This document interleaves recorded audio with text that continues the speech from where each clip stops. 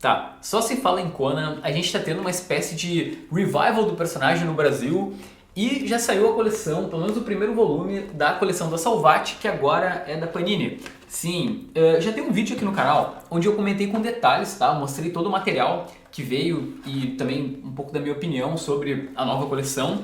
E esse vídeo, na prática, ele é um complemento do vídeo anterior. Aqui eu tenho dois objetivos. Eu vou fazer um mapa da publicação de Conan, do que tu pode conseguir atualmente, das principais fases, e vou contar toda a história bizarra de bastidores do surgimento da Espada Selvagem de Conan. Eu fiz uma baita de uma pesquisa, procurei entrevistas com Stan Lee, com Roy Thomas, abri li os editoriais das revistas norte-americanas originais. Sério, é uma informação que eu acho que nem existe na internet. Mas se a tua ideia é saber um pouquinho mais sobre esse quadrinho especificamente, como ele está sendo no Brasil, clica no card aqui em cima e vai ser feliz, tá bom? Então vamos lá. A primeira coisa que você tem que saber é que existem duas publicações clássicas do Conan lá nos Estados Unidos. Uma delas é o Conan o Bárbaro, que era uma revista em cores, naquele mesmo formato das revistas mensais da Marvel.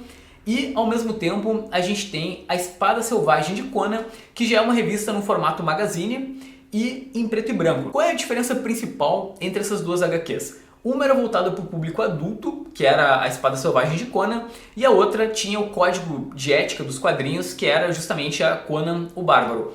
A Conan o Bárbaro tu encontra pela Mitos, ela publicou 4 edições das Crônicas de Conan, então ali tu tem as primeiras histórias coloridas do personagem nos Estados Unidos, né, na Marvel, e a Espada Selvagem de Conan tá saindo aqui pela Salvat.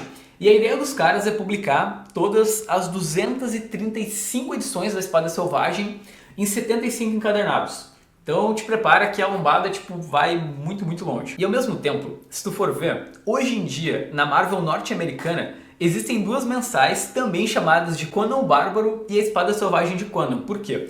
Porque a partir de 2019, a Marvel retomou os direitos do personagem e a Panini já está publicando no Brasil essas novas edições. Então vamos lá. Anos 70 da Marvel e 2019 com a Marvel. E o que estava acontecendo com o Conan entre esses dois períodos na Marvel Comics, né? Entre o tempo atual e lá da Espada Selvagem? Nos anos 2000, os direitos do Conan nos quadrinhos foram para Dark Horse. E a editora resolveu readaptar as histórias do Robert E. Howard, né, dos livros, de novo, agora numa versão com uma linguagem atualizada dos quadrinhos. E esse material também é publicado pela Mitos, tá? Eles já publicaram vários volumes, tem esse aqui, Os Filhos Gigantes de Gelo, que é excelente. E na prática esse foi o material que eu mais li do Conan, sabe? Acho que eu li quase todos os volumes que a Mitos publicou. E é sério, uma baita de uma publicação, vale a pena dar uma lida. Beleza, agora tu sabe como é organizada a publicação do Conan no Brasil atualmente e quais são as fases. Agora vamos descobrir os bastidores e os segredos por trás da Espada Selvagem de Conan. Tudo começa lá com o código de ética dos quadrinhos. Como tu deve estar sabendo, lá nos anos 50 surgiu uma espécie de censura nos quadrinhos norte-americanos, onde as HQs elas tinham que ser puras, né? Não podia ter violência, nudez, monstro, nada. Tudo tinha que representar o bem contra o mal e tinha que ficar bem claro que o mal é ruim e que deve ser combatido. Isso foi complicado para muitas editoras, porque pensa que certas editoras publicavam quadrinhos de horror.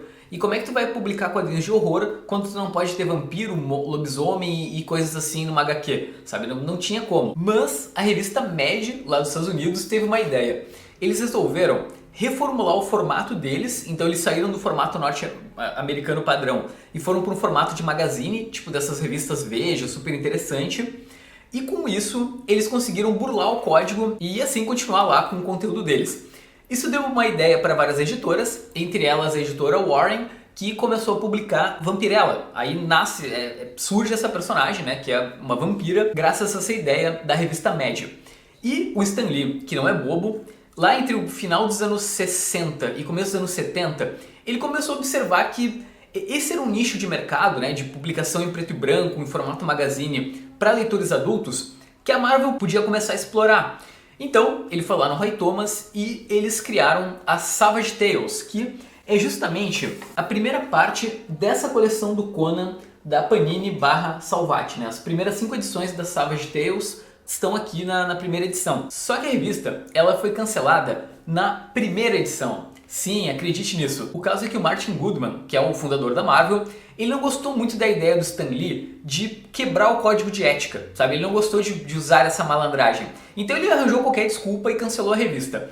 2 anos e meio depois da Savage Tales número 1, a Marvel vai publicar a número 2, quando o Martin Goodman sai da Marvel e aí o Roy Thomas volta com a ideia. Essa revista é basicamente uma antologia, certo? Ela não... Aqui na publicação da Salvat só tem o Conan, mas lá fora tem, por exemplo, o Kazar e o Homem-Coisa, que na verdade o Homem-Coisa surge nessa revista. Aí assim que saem as primeiras edições, a revista é um sucesso, principalmente por conta do Conan.